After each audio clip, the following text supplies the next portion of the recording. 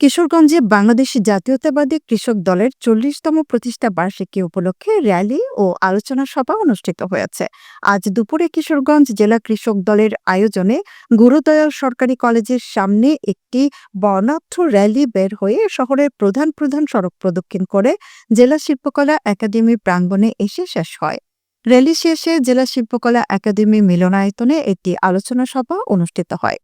আলোচনা সভায় কৃষক দল কেন্দ্রীয় কমিটির ময়মনসিংহ বিভাগের সহ সাংগঠনিক সম্পাদক ও কিশোরগঞ্জ জেলা কৃষক দলের আহ্বায়ক অ্যাডভোকেট মাজহারুল ইসলামের সভাপতিত্বে প্রধান অতিথি হিসেবে উপস্থিত ছিলেন কৃষক দল কেন্দ্রীয় কমিটির যুগ্ম সাধারণ সম্পাদক মাহমুদা হাবিবা।